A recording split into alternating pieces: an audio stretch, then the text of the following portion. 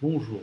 Tu entends souvent parler de communication différente, de communication impactante, mais tu te dis qu'est-ce que c'est et comment faire. En fait, une communication impactante, c'est une communication qui va donner envie à tes prospects de passer à l'action, qui va engager tes prospects et qui va les faire finalement devenir des clients. Dans cette vidéo, je vais te donner trois choses à mettre en place qui vont te permettre d'avoir une meilleure communication et de viser juste pour finalement avoir des prospects qui se disent tiens, c'est ce coach-là qu'il me faut, c'est bon, je lui passe un coup de fil et je l'appelle aujourd'hui. Bonjour, je m'appelle Anthony Chalf, coach sportif, fondateur de Perform Coach Formation. J'accompagne les coachs comme toi à augmenter leurs revenus au quotidien sans avoir besoin de faire 70 heures par semaine.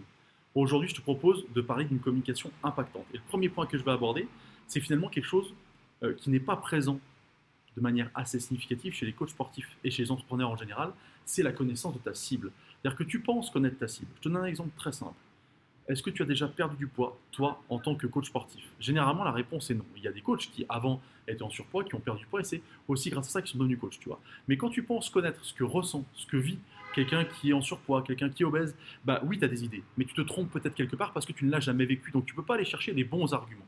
Et ça, c'est quelque chose pour moi qui est édifiant, c'est un constat que j'ai fait depuis longtemps, c'est que tu ne connais pas assez bien ta cible, et du coup, si tu ne connais pas assez bien, bah, tu ne pourras pas leur parler correctement avec les bons mots, avec de l'impact justement. Donc je t'invite à discuter, échanger avec tes clients, discuter avec des gens qui ont la problématique que tu traites pour savoir justement comment ils le vivent, quels mots ils utilisent et qu'est-ce qui se cache finalement derrière leur mal-être au quotidien. Le deuxième point, et même si ça va peut-être te désespérer, mais c'est une réalité maintenant, il faut que quand tu communiques, il y ait une première phrase, un titre, une accroche, une photo, finalement l'image qui va sur ta vidéo, qui soit impactante et qui accroche. Parce que tu peux avoir derrière le meilleur discours du monde ou le meilleur texte du monde sur ta communication ou sur ton flyer, etc. Du coup, si tu n'attires pas l'attention, personne ne va venir le lire. Donc je sais, des fois, tu te dis, bah oui, mais c'est dégueulasse. Bah oui, mais c'est comme ça. Il faut que tu sois capable de mettre ce qu'on appelle un pattern interrupt, c'est-à-dire quelque chose qui permet de faire arrêter de scroller les gens sur les réseaux sociaux, par exemple, ou sur les stories, tu sais.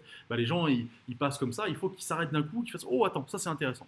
Et pour ça, il faut que tu aies un titre, une image forte, et que tu ailles chercher finalement un impact très fort sur le début de ta communication pour que les gens regardent la suite. Parce qu'encore une fois, tu auras beau faire le texte superbement magnifique autant que tu veux, si finalement personne ne le lit, ça ne servira à rien. Donc il te faut une accroche, il te faut une entrée forte pour attirer l'attention. Et là, une précision me semble utile. C'est pas la peine de faire des trucs complètement fous, tarés ou qui te ressemblent pas. Au contraire, on peut avoir une accroche peut-être simple mais efficace, qui te ressemble.